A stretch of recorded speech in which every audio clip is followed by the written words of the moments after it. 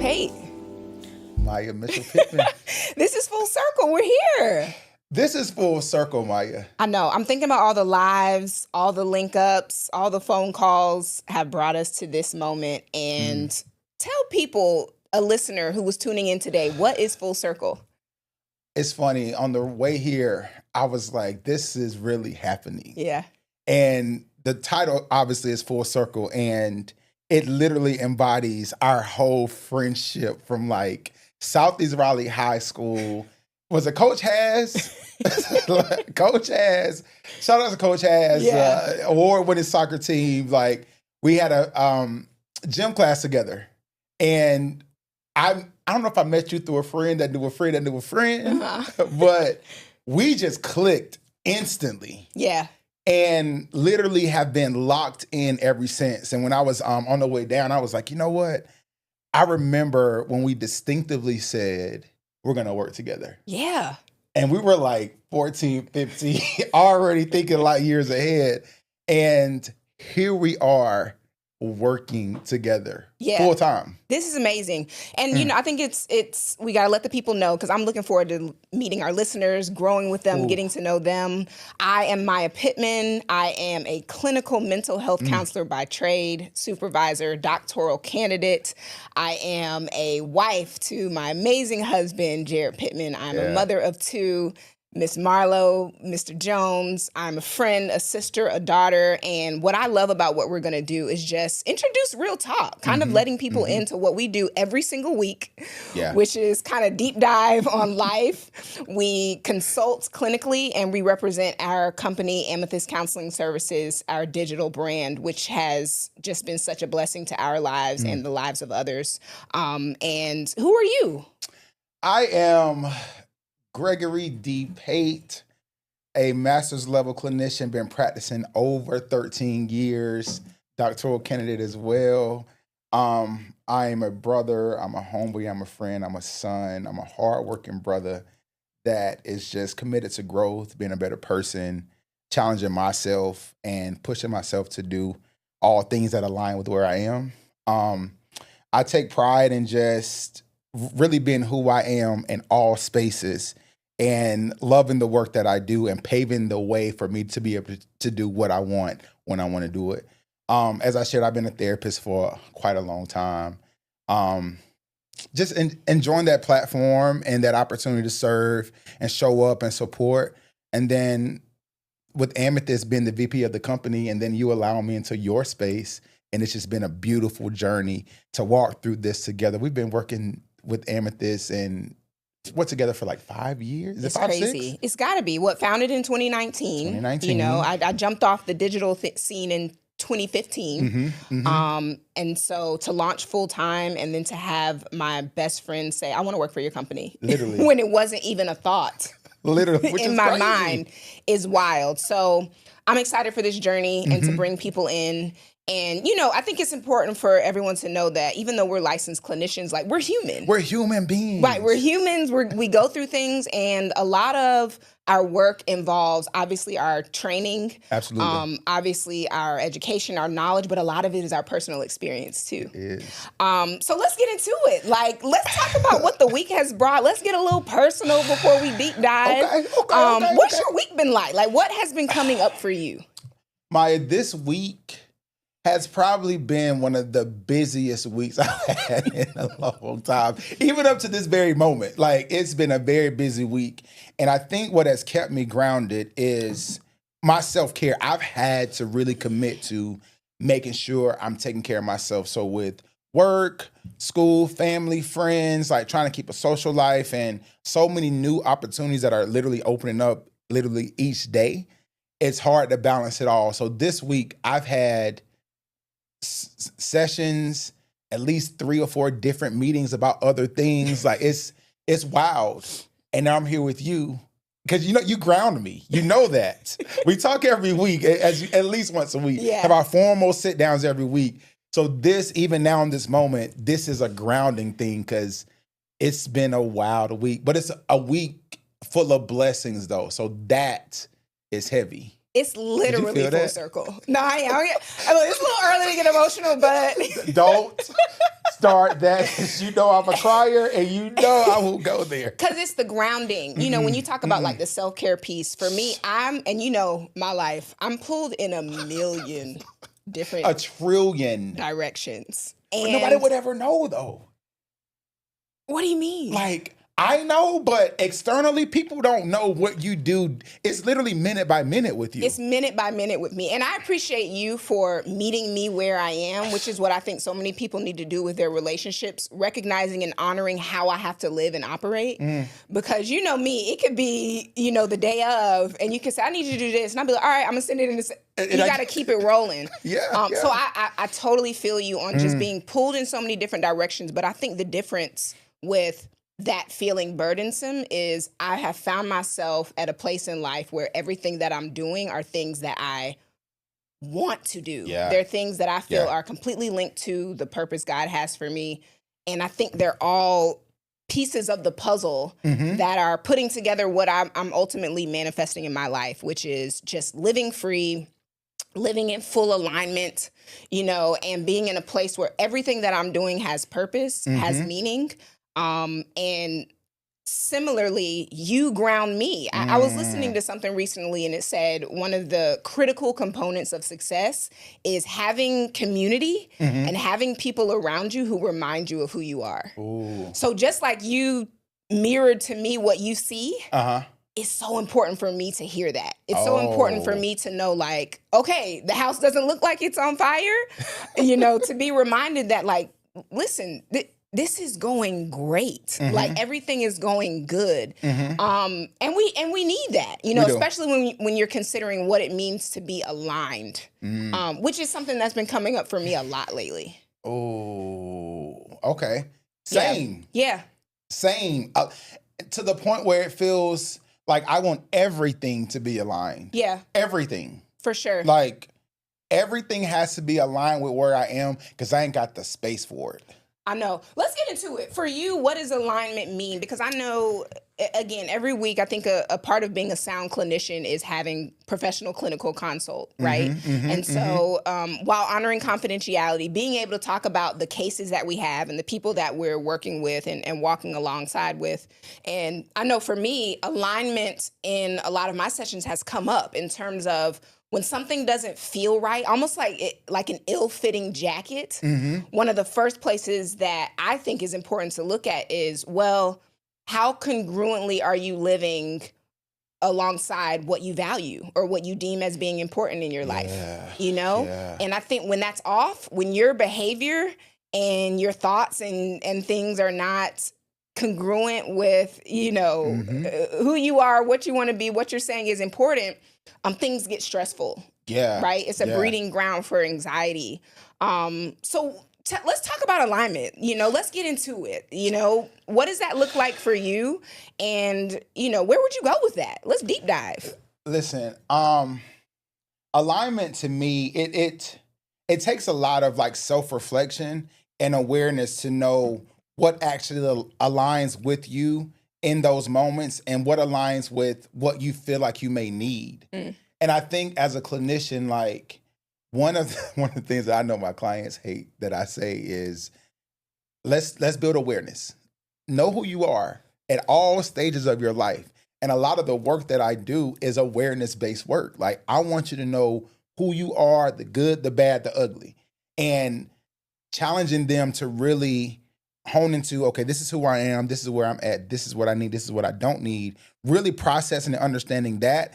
I think that's a primary step to understanding, like, okay, I know who I am, I know what I need. Now let me try to find out what aligns in these different spaces. And I feel like it's impossible to talk about alignment and to have this whole notion of what alignment means to me if you don't know who you are. Yeah. And we talk about social media all the time and how ridiculous it can be. It can be fun, but it can be wild. Yeah. And challenging clients to step away from all of that and really let's lock in with who are you really? And I purposely ask the tough questions because I want you to really know. Yeah. So there's not a lot of regret in the decisions that you made because you knew who you were, you knew what you wanted, and this is an active decision that you made. So again, with alignment, it's like, I got to know who I am and what I need to where I understand what full alignment is.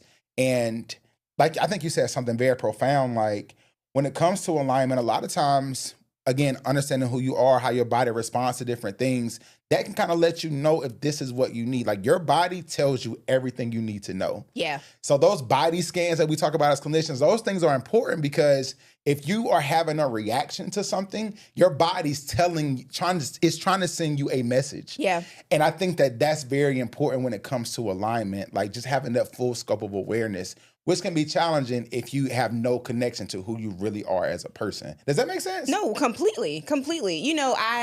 So if we're operating on alignment, and you can look up the definition of alignment, course. but for you and I, for full circle, right? Yeah. Thinking about alignment being living congruently with what is significantly important to you at any given time, right? And how that inevitably propels you towards your purpose and towards the life that you want to live.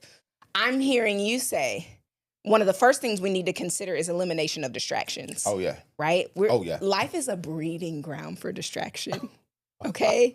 Like, when you talk about social media, which I have such a love-hate emphasis on the hate relationship with, a huge reason for that for me, and I see it in my clients, is how much it's increased people's propensity to compare themselves to other people.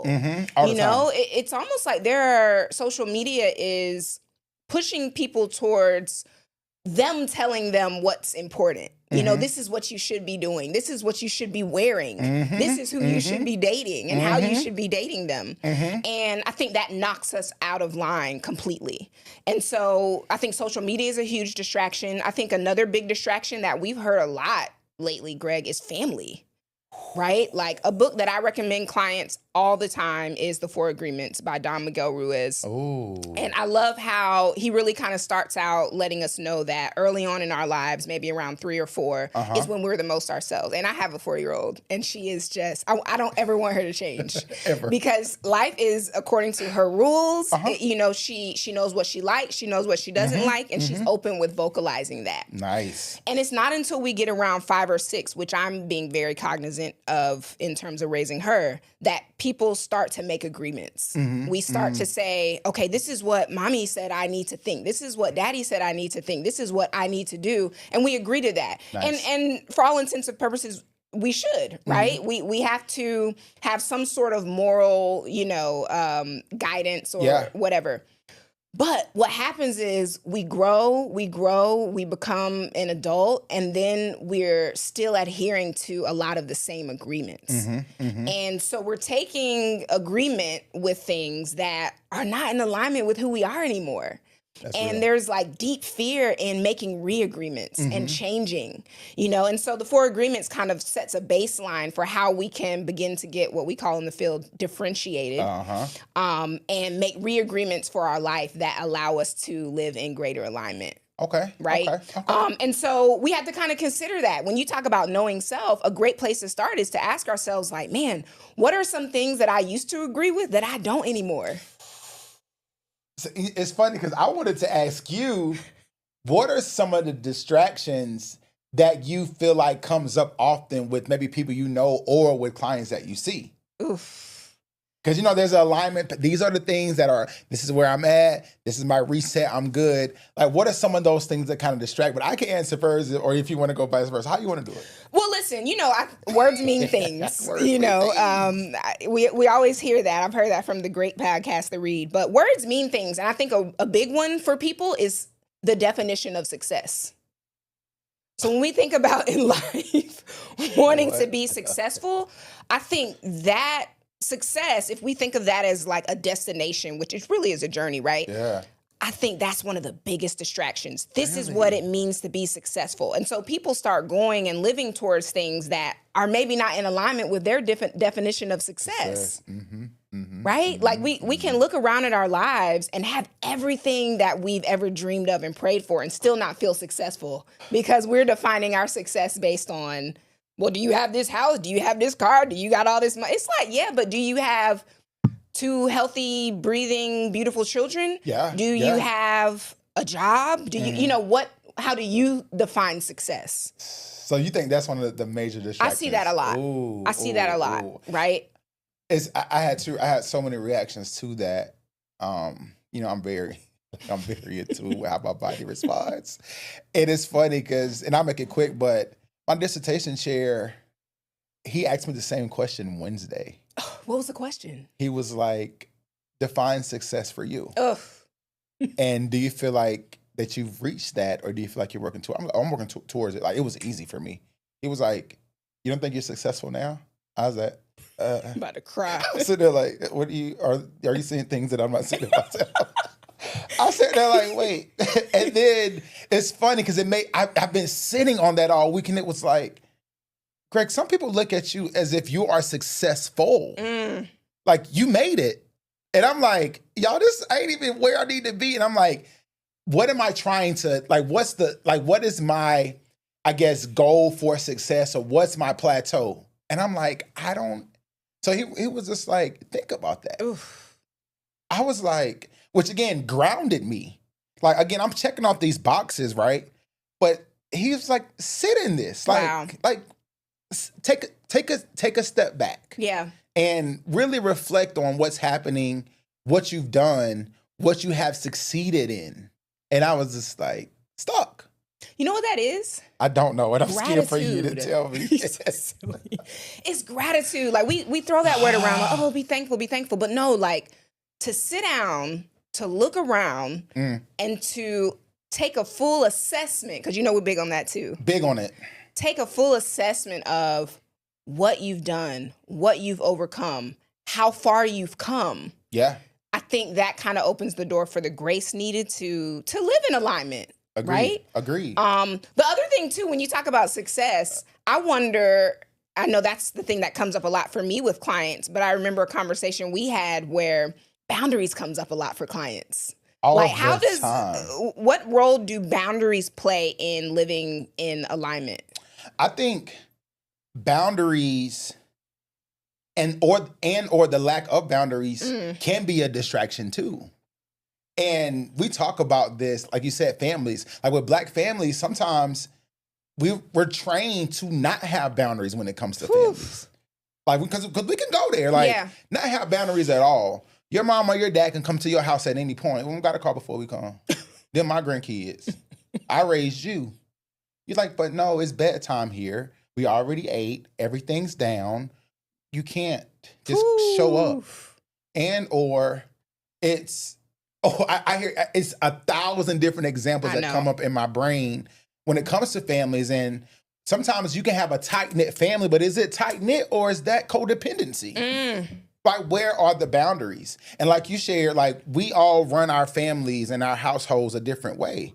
And of course, there's influences, right? Sure. But then you get the opportunity to adopt your own lifestyle. And sometimes your family's like, that's not how we do things. Wow. And it can be a distraction to you and how you run your house. Yeah.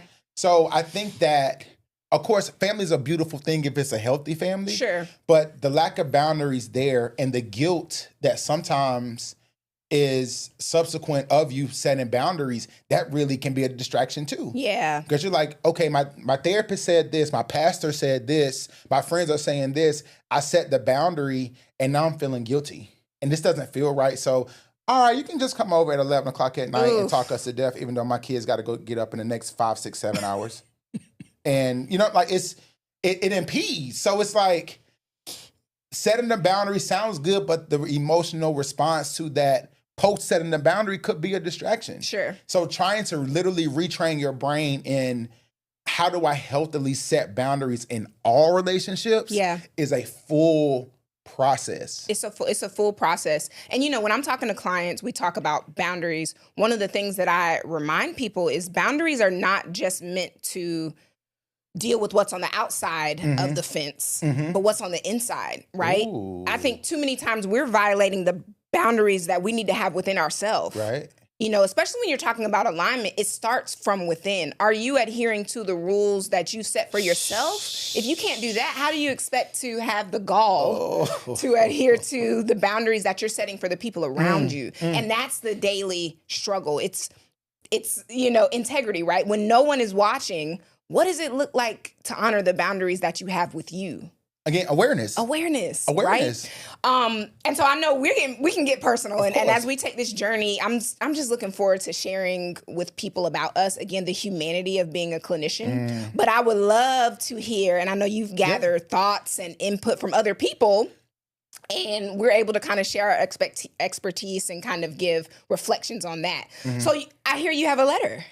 I do have a letter, and it's so what Maya and I did, like, we love like TV, we love radio, like these things. So we reached out and kind of like contacted a couple people, and we're like, hey, send us some scenarios that you would want us to kind of like divulge in and to kind of like work through and kind of talk about, and challenging them to be vulnerable. Challenging them to be vulnerable, because that's not easy. It's not.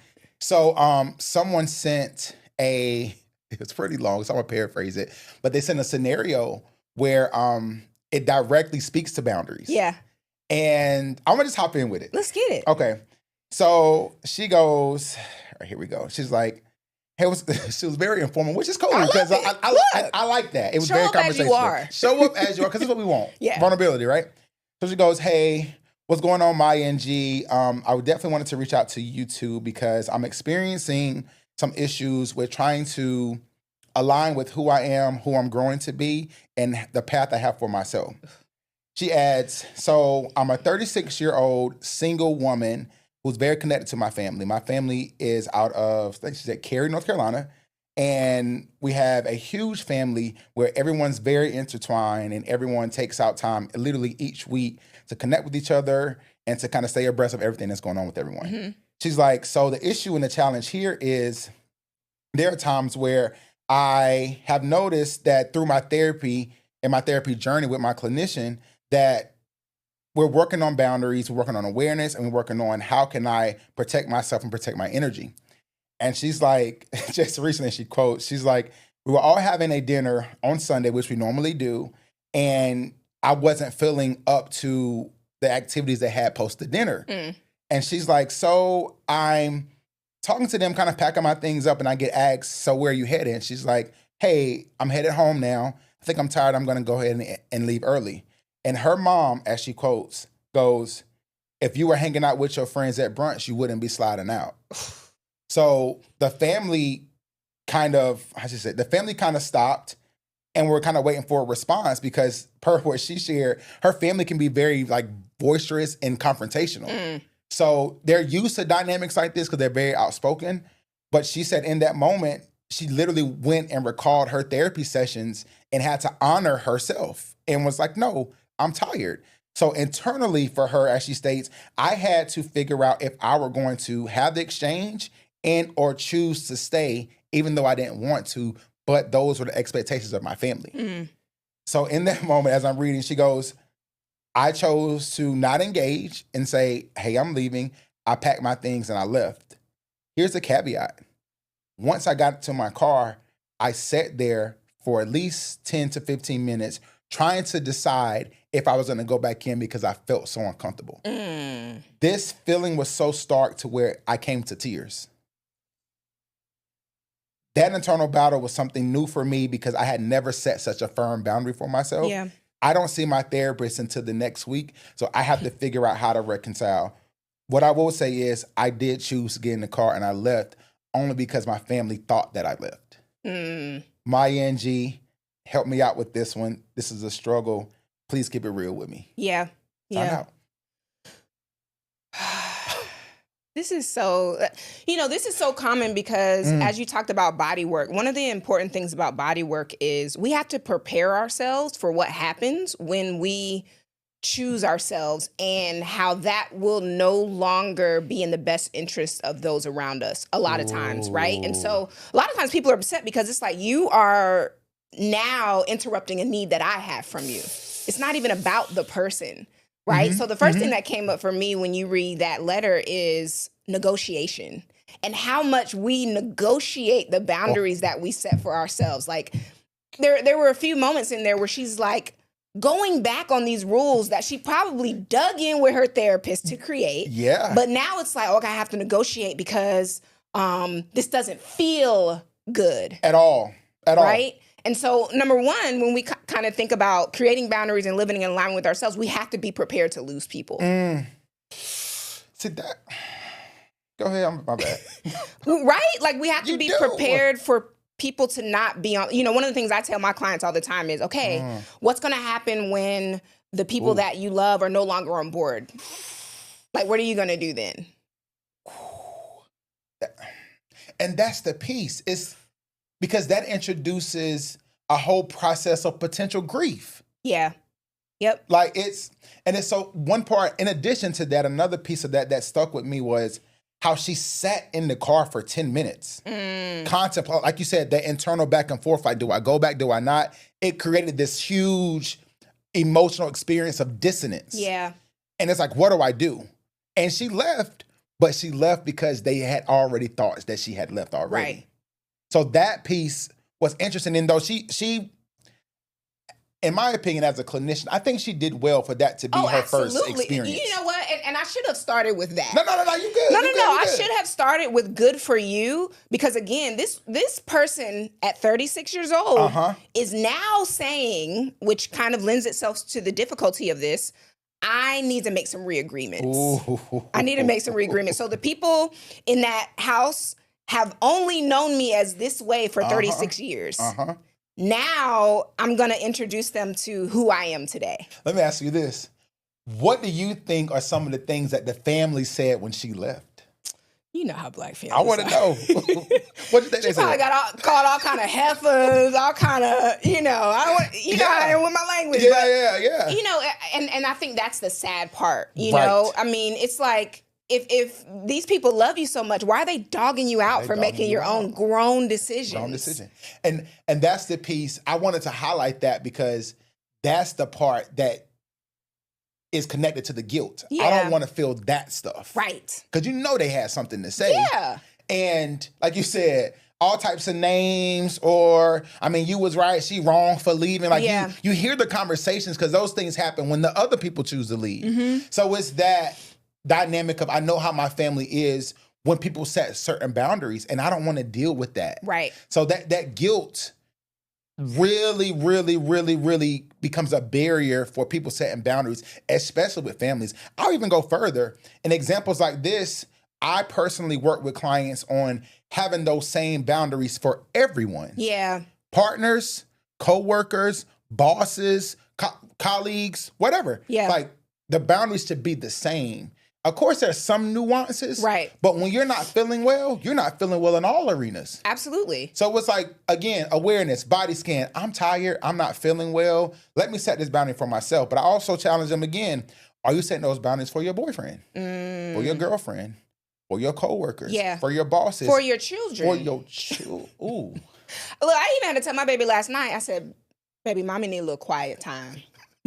She go talking? Just talking. And I love it.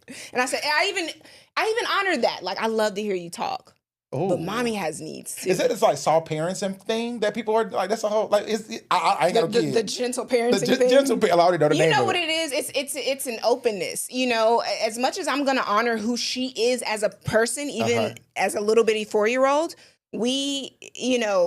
there's an expectation for this woman at 36 years old, for her family to honor who she is as a person. Gotcha. And I think when you don't do that, you're violating the love that you have. You're not being loving. I think the other piece is, there's some empathy in recognizing that it doesn't mean that people don't love you, but people get used to things. Comfort is addicting, you know, and it's like, man, you're not doing what you always do. This is throwing me off. We've adjusted to this. Right. Or even, what are you doing? Or even, I love you being here. I want you to stay longer. Ooh. So now I'm angry because you're leaving. So a lot of times, most times, it doesn't have anything to do with the other person. But I will say, another thing I put out to my clients, alignment and, just like we say happiness is an inside job, alignment is an inside job. Agreed. You have to be willing and ready to do it and go at it alone. And so one of the things that I also mention or ask is, where's your help going to come from?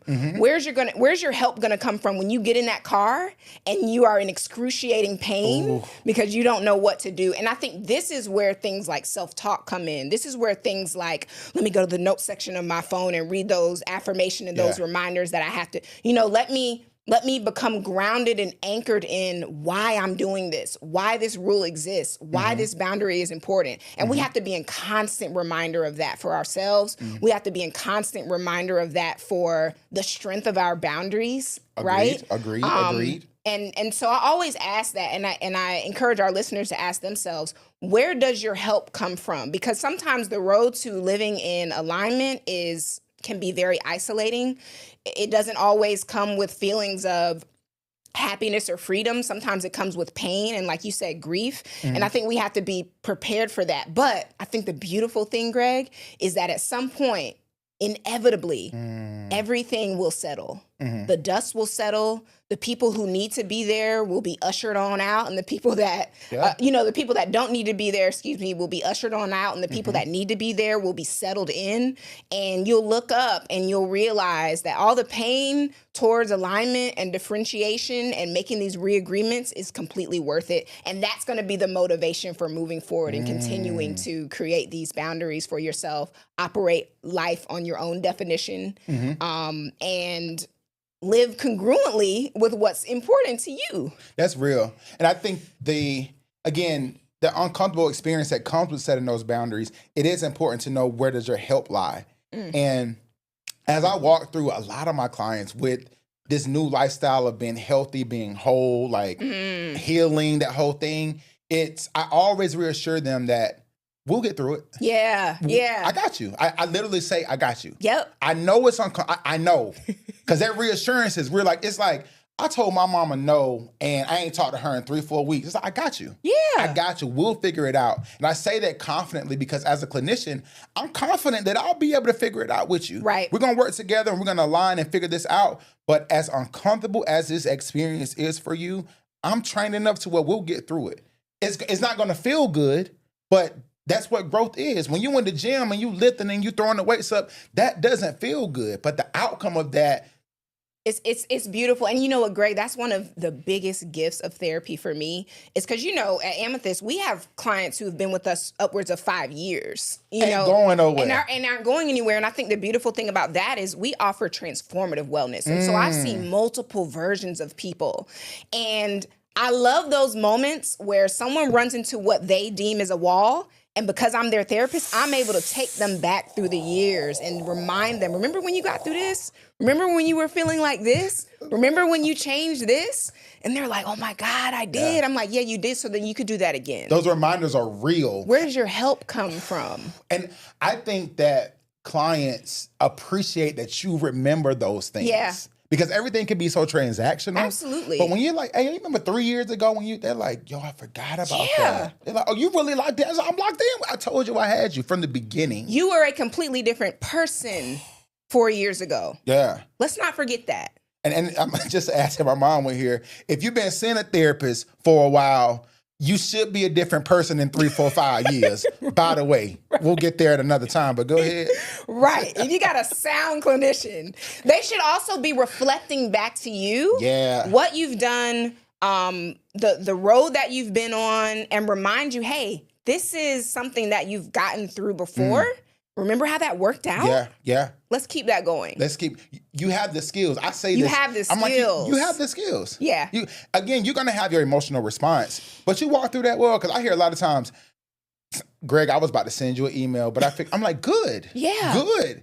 Because I don't want this to be a codependent thing. I want you to independently form the skills. Absolutely. So hearing that brings so much gratitude to me as a clinician. But again, it just reaffirms and reassures to me, even in these moments, in these reflective spaces, like, I enjoy that part of it, the growth in it, and being able to give people the skills to walk through very difficult and life-changing situations. Yeah. It's not hard. I'm sorry, it's not easy. It's very, very hard and very difficult to walk through things like that. Yeah. Absolutely. Especially by yourself. But for sure. And that's what it's all about, right? Community, being reminded that you're human. And the last thing that I'll note before we bring it full circle is, there are times in everyone's life where you kind of have to sit back and you have to look at the big picture. I think we forget that to be healthy is to be living in a full range of emotion. And so everything shouldn't be feeling good all the time. And you shouldn't be emotionless. That's not the goal. That's not the goal. The goal is not happy. Do you feel happy now? The goal is, can I experience pain and grief and still stick to what I said I needed to stick to that I'm living authentically, right? The goal is, can I navigate through these boundaries without feeling like I have to negotiate it because it doesn't feel good? Right. And so it's the full range of emotion and looking beyond the moment and looking at kind of the bigger picture, Wow. So many thoughts for a first episode. I know. So many thoughts. And look, the letter is perfect because I think it really wraps everything up beautifully in terms of like alignment, boundaries, what it entails to adhere to boundaries. So let's leave them. What's your full circle moment with all this? First off, I done sweated 10 different times across the couch with her because this is what we do. And it's our first episode, so I'm trying to contain it. And some of the listeners, you may not be able to see how I keep moving and squirming in this chair because this one beside me is in her bag. Listen, this is what we do every week. This is what we do every week. No cameras. No cameras. Like every week, whether through text, voice note, call, like this is what we do. And I have moved and squirmed at least 10 different times because my mind starts churning. But in response to your question, I think what sticks out to me the most is, what did you say about, I think it's just trusting the process for sure, but then understanding that the goal isn't to be emotionless and to always feel good. To understand and have a full range of an emotional experience, but know how to navigate that. Yeah. That's profound. And it takes a skilled clinician to be able to walk someone through that process. Sure. That's my full circle moment. What's yours? You know what? My full circle moment was coming up for me is like, we have to have the courage to redefine our life. Like, if we're, you're so silly. If we're going to live in alignment, we have to go back to the drawing board and say, what has changed? What do I think? What do I agree with now? What things are different? What does it mean to redefine my life and then operate in congruency with those new definitions, right? Yeah. Love may not mean today for you what it did 10 years ago, right? Your boundaries may not and shouldn't be the same as they were maybe not even last year. And it's okay to make a change and to identify that. And so I encourage everybody listening to consider, what are the re-agreements that you need to make with your life so that you're living in full alignment? And in that, what are those boundaries that you need to establish to hold those things tight? And then lastly, get you a good therapist. Get you a good therapist who can reflect back to you the things that you cannot see. I always say, a good therapist sees the blind spots and calls them out and says, hey, have you thought about this? They're able to take these situations like this young lady did in the letter and say, well, what did you think about that? Let's go back through that. That's one you do. Let's go back through that. Go back through what did your body say? All the time. And just doing a constant assessment. So having the courage to redefine your life and recognize that comes with its ups and downs. But at the end of the day, it is for the greatness of you. Perfect. I love it. Greg, this is full circle. This is full circle. This is a full circle moment. And so for everybody out there, we're so glad that you joined us. We cannot wait to continue this journey with you. And this is Full Circle with Maya and G signing off. Yeah. This life will give you lemons and will give you lemonade. Just take the sour, mix it with the sweetness anyway. One thing about ingredients, they all inside of you. Maya and G just got the recipes for you to follow through. And when you do, pour it straight up to the top, toast it on up with a friend. Sit back, relax a little, laugh how you'll begin again. We know it's hard to move when it seems like you can't see, so go ahead and hit subscribe. Supplement your therapy with Maya and G. Yeah, it's Full Circle with Maya and G. Yeah, all Always for us and by us, never really about me. Come full circle with Maya and G. Yeah, this is full circle with Maya and G.